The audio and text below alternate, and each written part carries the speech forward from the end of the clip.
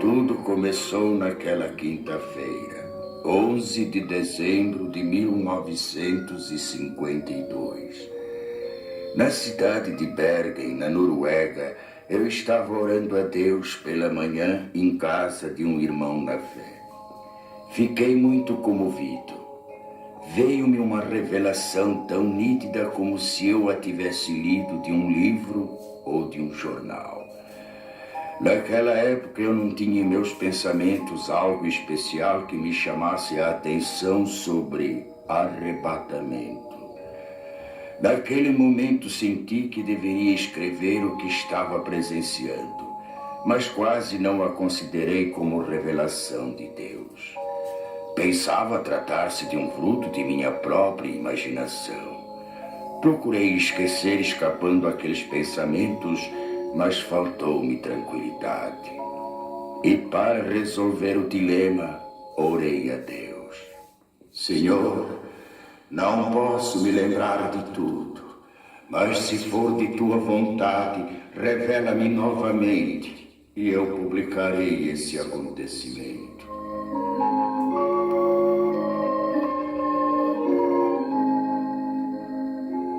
Passaram-se 2 semanas. Numa noite, por volta das 22 horas, voltei a ver claramente pela segunda vez a revelação. Não tive mais dúvidas. Apanhei lápis e papel. Comecei a anotar os acontecimentos segundo iam se desenrolando diante de mim. Assim escrevi até 1h da madrugada. Estava já cansado e não suportando mais por causa dos meus 79 anos de idade. Orei a Deus pedindo que me deixasse descansar e que, se fosse de sua vontade que eu escrevesse tudo aquilo, que me permitisse ter a continuação da revelação no dia seguinte. E fui me deitar logo adormecendo.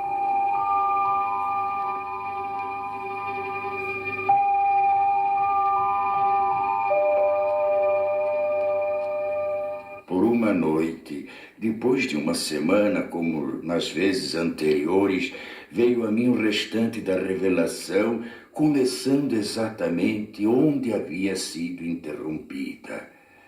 Esta é a descrição de como veio a minha revelação de Deus. Espero possa ela despertar mais almas para se dirigirem a Deus, antes de soar a última trombeta.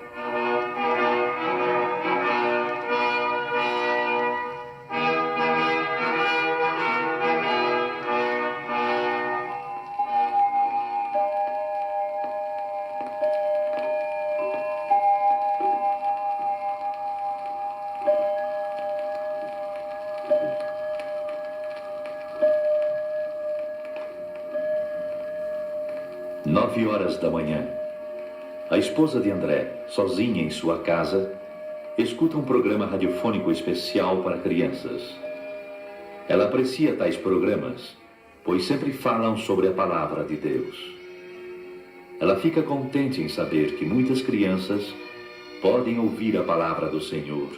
E conforme pensava ela, isso era mesmo muito bom, desde que fosse tomado cuidado de não fanatizar as crianças. 5 minutos depois, o programa é cortado bruscamente para uma notícia de última hora. Interrompemos as nossas transmissões para informar que recebemos de Oslo, nossa capital, notícias urgentes de que a cidade se encontra em pânico. E atenção para mais este informe. Oslo, urgente. Informa-se da central de polícia que algo misterioso aconteceu. Não se pode calcular o número de pessoas, tanto menores como de adultos, que desapareceram de repente sem deixar o mínimo vestígio para as autoridades. A nossa polícia não está podendo explicar o porquê desse acontecimento, nem sobre os desaparecidos. Trata-se de um número incalculável e solicita que em cada família, onde se note a falta de alguém, seja feita notificação urgente ao posto policial mais próximo, dando minúcias e circunstâncias ligadas ao desaparecimento para se facilitar o trabalho das autoridades, a fim de que possam desvendar este mistério. Mais este informe ainda. Oslo, urgentíssimo.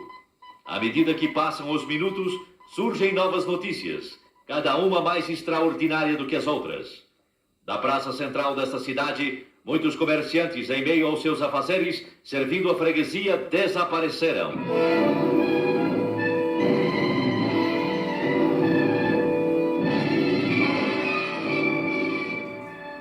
O noticiário contava que um freguês de uma casa de floricultura relatou aos policiais que... Quando eu estava pagando a despesa das minhas compras, o negociante que estava trocando dinheiro sumiu.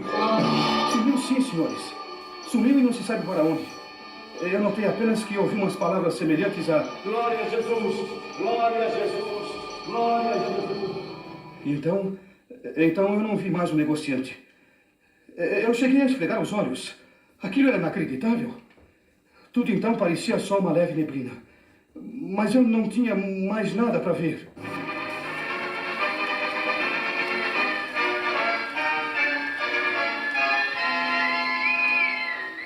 Oslo, capital, urgente. Notícias de última hora informam que uma senhora gritava desesperadamente em plena via pública, jogando fora travesseiros e cobertores de um carrinho de criança, procurando inutilmente dentro do carro seu filhinho de apenas 8 meses de idade.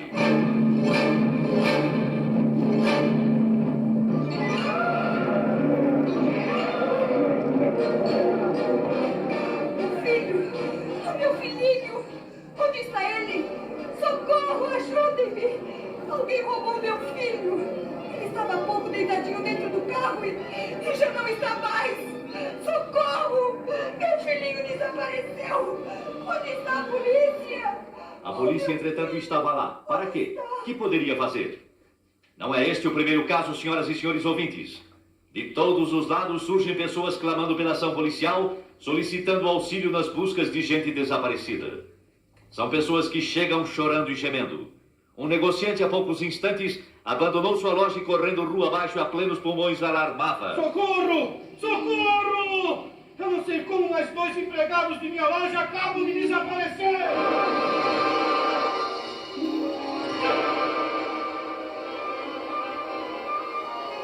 São alarmantes, senhoras e senhores ouvintes, as notícias que, além de Oslo, nossa capital, chegam também de Estocolmo, capital da Suécia, e também de Copenhague, na Dinamarca, e de Helsinki, capital da Finlândia.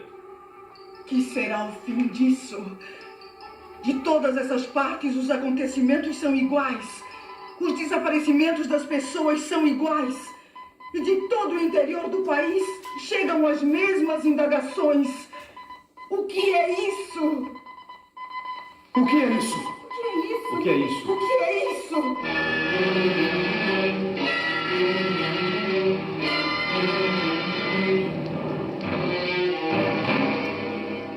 A esposa do Sr. André, impressionada com tais acontecimentos, pergunta-se, temerosa e aflita. Pode ser isto que está acontecendo? Oh, Senhor Deus, ajuda-me a compreender. Resoluta, vai à porta da rua de sua casa. Olha preocupada para fora. Tudo na vizinhança sempre foi calmo.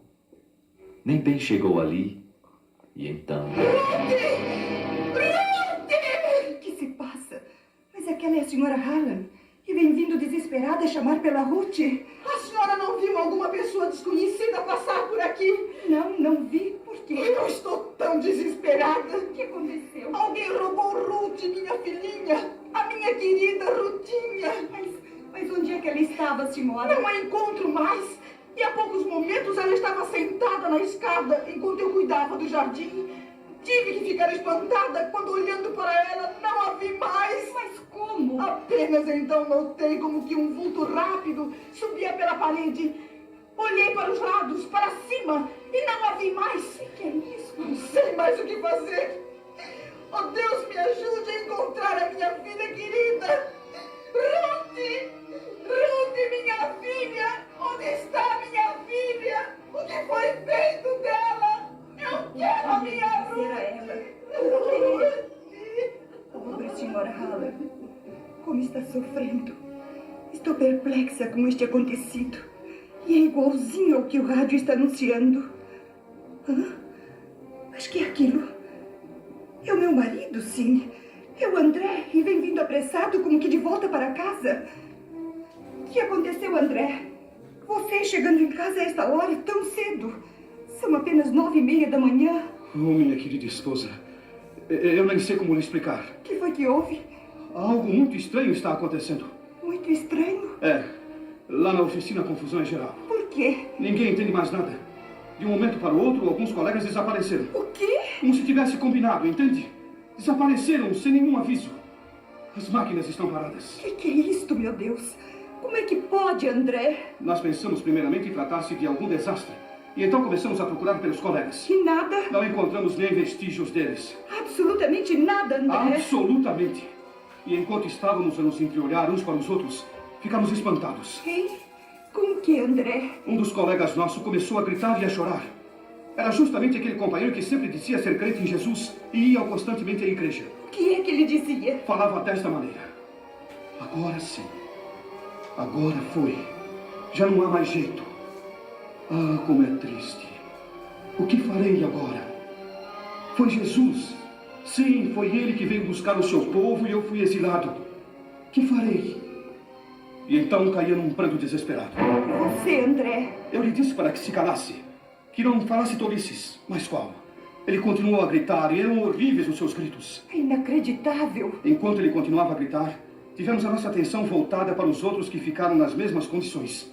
E exatamente por esse motivo, nós deixamos o serviço e agora estamos aguardando notícias. O rádio continua a informar sobre esses desaparecimentos inexplicáveis. Desde as 9h da manhã, André, que são notícias e mais notícias sobre pessoas que em desespero telefonam para a polícia. E todas as respostas são desoladoras. As autoridades não podem fazer nada senão aguardar. Sabe, André? O quê? Chegam também pelo rádio notícias de alto mar, dizendo sobre passageiros e tripulantes que desapareceram misteriosamente.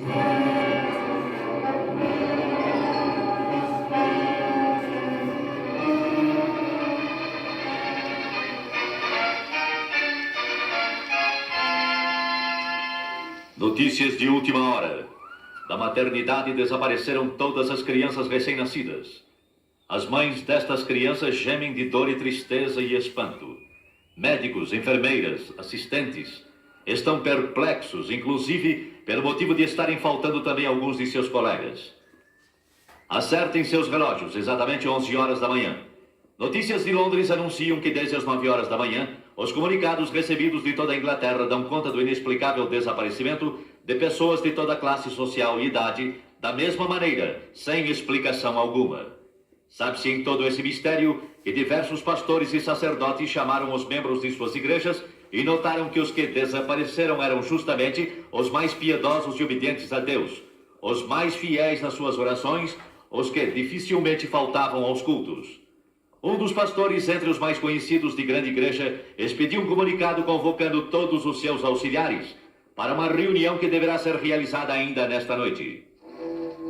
Já são passadas mais de 3h30 desde a primeira notícia deste estranho acontecimento mundial. Dos lugares mais distantes chegam as mesmas notícias. A que mais chamou atenção é a que veio lá da Coreia. Também da Coreia? E qual é? Lá se calcula centenas de milhares de desaparecidos, e entre eles muitos militares das Forças Unidas.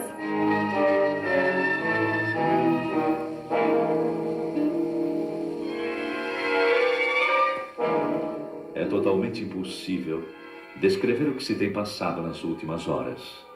A angústia toma conta de todos. As ruas estão agora com o movimento desusado. Pessoas correndo, chorando, chamando e clamando. As mães aflitas à procura de seus filhos, e no meio destes clamores também há os que zombam e amaldiçoam a Deus e aos próprios homens. Um senhor correndo com os punhos levantados gritava: Cuidado, gente! Cuidado! Ele vem nos pegar um por um! Com certeza perdeu o juízo! Uma senhora de idade, parada, com as mãos postas, olhando para o alto, clamava: Oh, não, não!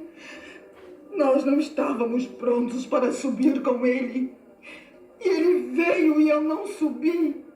Agora terei de ficar. Daqui para frente ninguém mais será levado.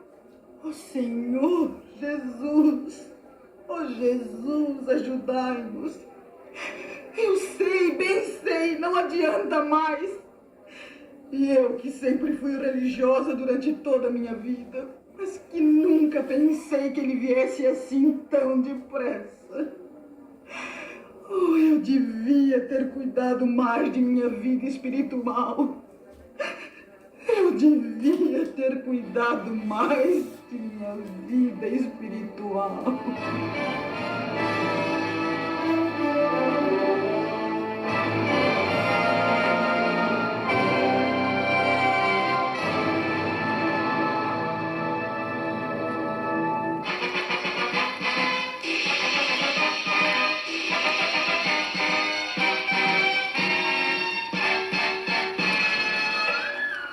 Com informações recém-chegadas, informamos as senhoras e senhores ouvintes que das estradas de ferro chegam-nos notícias de que não houve propriamente nenhum desastre, mas são muitas as composições paradas, algumas até sem os seus respectivos condutores.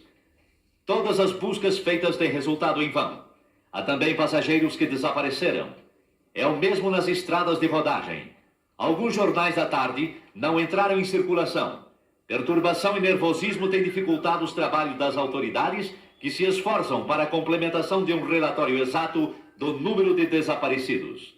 Cientistas reunidos e meteorologistas trabalham sem repouso, procurando elucidar o mistério, segundo seus conhecimentos e experiências. Voltaremos a qualquer instante com a edição extraordinária que se fizer necessária.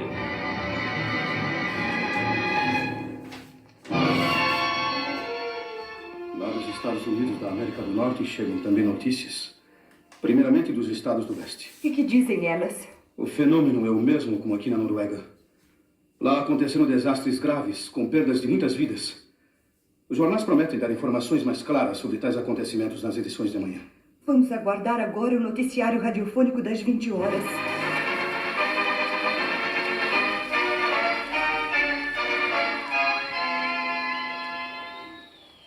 Nossa emissão pode informar agora que a catástrofe se manifestou exatamente na mesma hora em todo o mundo. Embora as informações tenham partido das grandes cidades, já se sabe agora que em todos os locais, cidades menores, vilas e aldeias, o acontecimento é idêntico. Assim como tem se dado na parte norte da Terra, dá-se também na parte sul. O que toma conta da população é o medo. Ninguém nesta noite procura cama para dormir, tal é a apreensão do povo.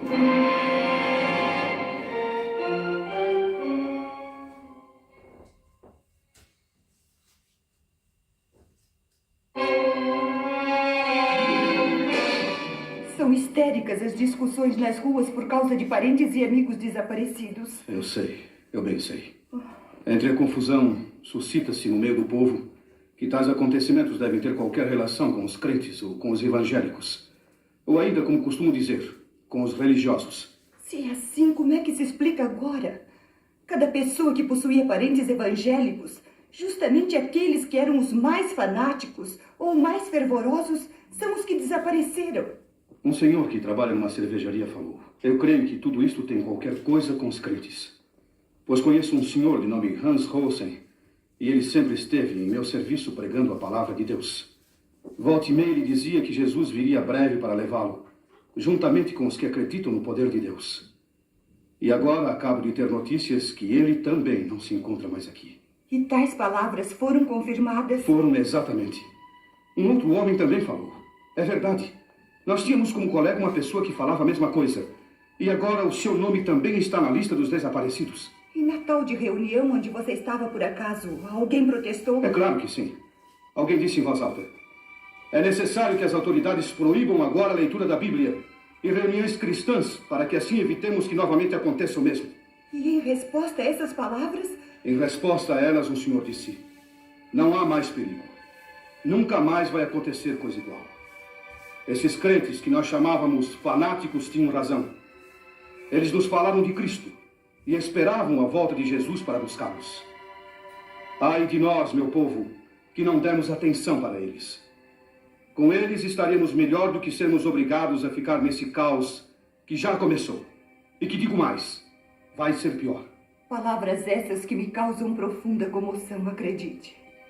Um outro cidadão protestou com veemência, dizendo: você está acreditando naquelas bobagens? Por que então não fez companhia a eles quando eles sumiram? E o senhor? Que respondeu? Calmo e seguro respondeu: sim, se eu tivesse obedecido aos ensinamentos que eles davam a respeito de Jesus, eu não estaria agora aqui. Mas é tarde. Agora é tarde. Acabando de dizer isso, retirou-se pesaroso enquanto um sujeito do grupo gritava: você e todos que pensaram assim só merecem uma coisa: a forca! Fora com essa bobagem de cristianismo!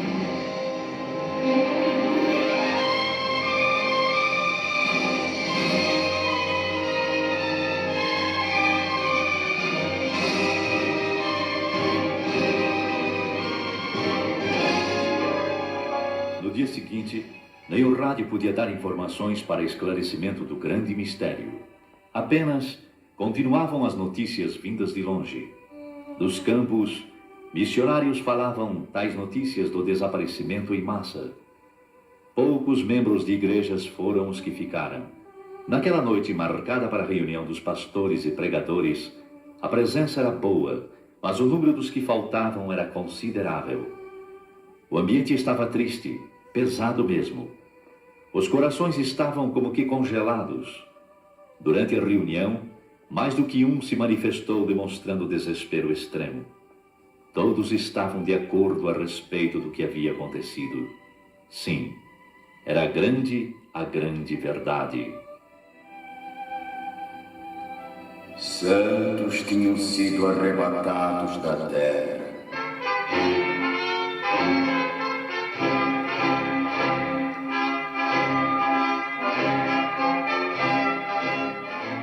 A noiva de Cristo foi levada ao céu. Entre alguns crentes, houve a confissão de que, apesar das preparações teológicas e estudos da Palavra de Deus, nunca chegaram a compreender que aquilo seria uma realidade. A verdade é que estavam completamente estranhos ao novo nascimento e longe da adoção de filhos. Um dos mais novos falou: eu nunca aprendi assim. Os professores nunca nos falaram que ia ser como se deu estes dias. Houve nesse momento certas tendências para discussão. Porém, os ânimos estavam abalados demais para que saísse algo aproveitável. E um jornalista presente escreveu: a conclusão dos crentes que ficaram é a seguinte: o que se passou nestes dias, sem dúvida, foi o que está predito na Bíblia Sagrada, ou como está escrito sobre a assunção da noiva, ou que Jesus levou os seus. Isto é tudo que podemos informar no momento. Este comunicado, porém, não foi publicado. As autoridades acharam que tudo aquilo era produto da mente nervosa dos evangélicos e seus ministros. Foi ainda qualificado de fantasia, sem ter nada de realidade. Depois de um acontecimento de envergadura, qualquer pronunciamento de esclarecimento só poderia ser dado pelo governo. E se for provado que tem relação com a religião cristã, o primeiro passo deve ser o do fechamento das igrejas e outros lugares de pregações evangélicas, até que o caso seja devidamente esclarecido. Mas já não se trata de caso nacional, e sim de internacional. No campo religioso, nas igrejas, o ambiente geral é de tristeza. Mas no domingo todas as igrejas e templos estavam repletas. Em certas igrejas não havia pastor. E aqueles que nunca faltavam nos cultos estavam ausentes. Muitas igrejas estão com um número muito reduzido de membros. E em lugar dos crentes estavam aqueles que anteriormente haviam desprezado as mensagens. Eu vi que o povo estava ansioso para conhecer a palavra. Mas a Bíblia era como um livro selado. Um senhor procurou ler, mas disse: eu estou vendo as letras, mas não compreendo nada. E deu o livro a outra pessoa que respondeu da mesma maneira. Bastou isso para que todos os presentes começassem a chorar e a gemer.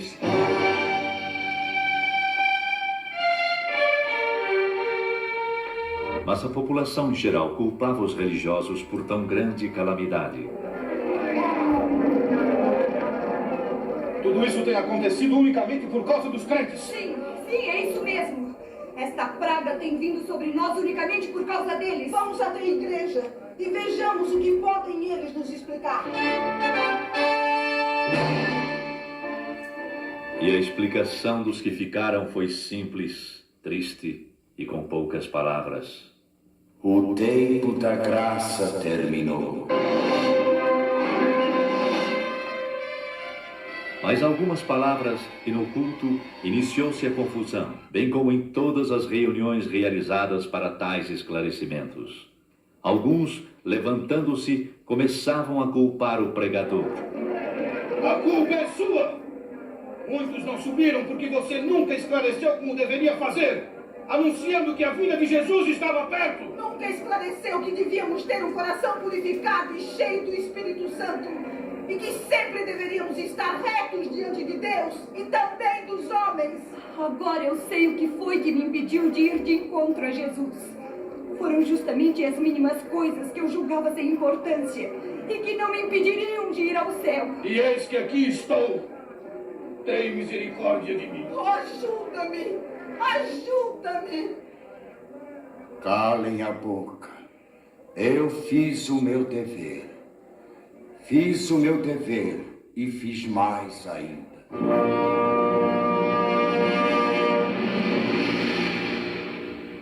Uns gritavam de raiva e horror, outros choravam e clamavam. Era inútil. A porta estava fechada para sempre. Não adiantava bater e dizer que tinham comido na presença do Senhor, que oravam, que eram obedientes. Não havia mais oportunidade. É quase impossível descrever os dias que se seguiram. Expectativa terrível, sofrimento sem par manifestou-se em todos. E foram lembrados os convites feitos pelos pastores e o desprezo com que receberam esses convites. Muitos que eram chamados de crentes, agora compreendiam que a fé que professavam consistia apenas em palavras ocas e frases costumeiras. Alguns iam às igrejas apenas para acompanhar amigos. Outros, porque gostavam de cantar no coro, tocar instrumentos e outros interesses, sem possuírem o verdadeiro desejo de ouvir e obedecer a palavra de Deus. Não eram nascidos de novo, nem tinham o selo da promessa, nem adoção de filhos. Não tinham, portanto, direitos sobre a herança. Para certas pessoas, a igreja era simplesmente uma sociedade, um local para passarem as horas vagas. Mas agora estes mesmos clamaram: Senhor, abre-nos a porta.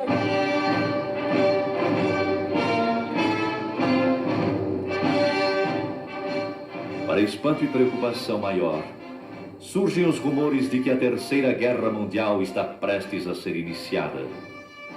As relações entre Oriente e Ocidente foram cortadas. Dos regimes que pertencem ao bloco comunista, anuncia-se que foram proibidas toda e qualquer reunião evangélica. Estavam, pois, já reconhecendo que a perturbação existente e a desordem geral, os culpados eram os crentes. Para maior confusão, é anunciado que está em vigor a pena capital para todo aquele que pronunciar o nome de Jesus. Então é chegada a hora de varrer sobre a terra a praga chamada cristianismo. Morte certa também, para os que guardam em sua casa alguma coisa que faça lembrar de Jesus Cristo e seus ensinamentos.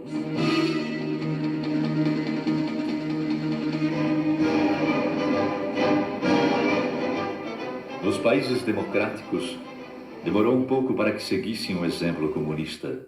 A maioria descrente, tanto da população como nas camadas governamentais, exigiram aquelas medidas, procurando assim garantir o povo da perturbação nesse sentido.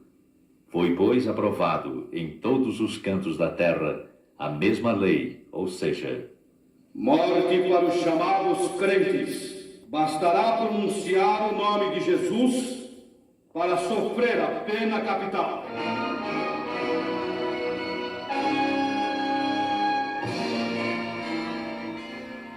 E com estes acontecimentos, inicia-se a época mais terrível da história humana.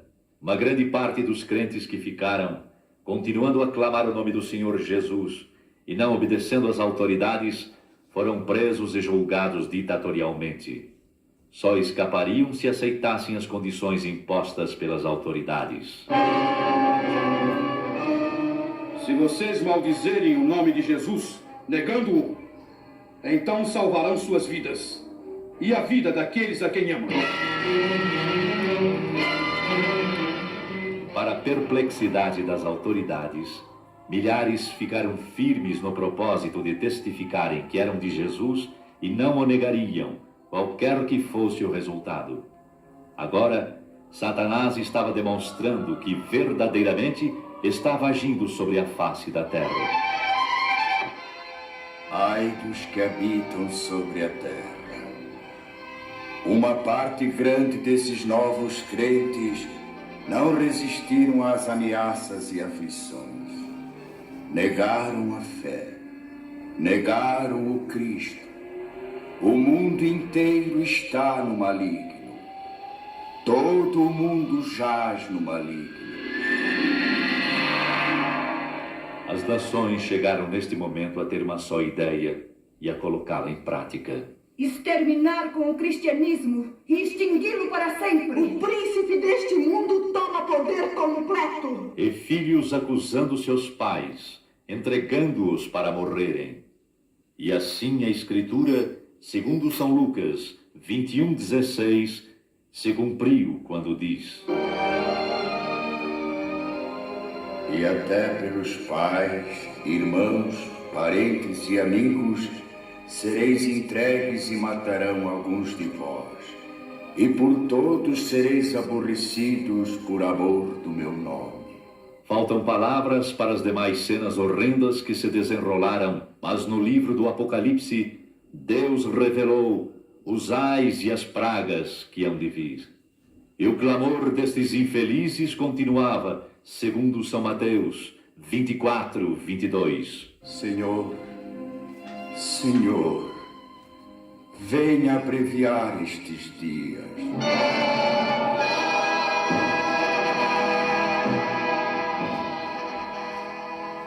E assim termina a descrição da revelação que a mim veio quando me encontrava no dia 11 de dezembro de 1952 em Bergen, na Noruega.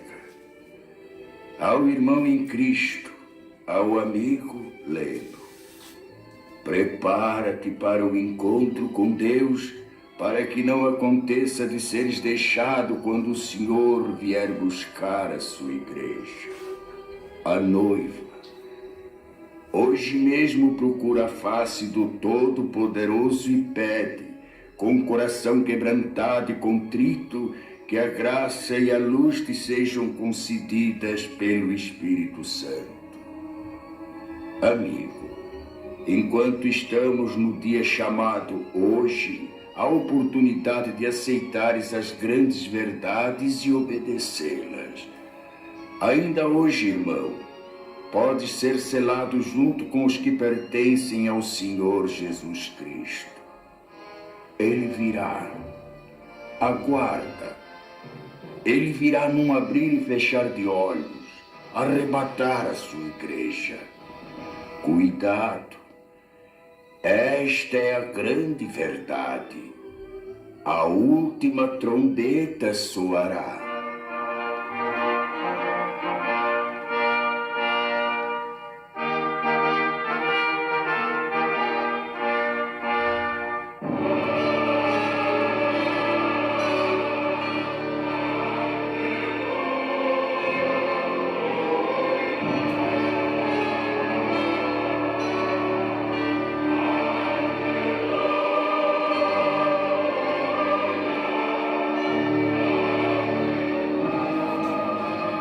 Esta foi a revelação recebida por um servo de Deus, Olaf Hodge, sobre o arrebatamento da Igreja de Cristo.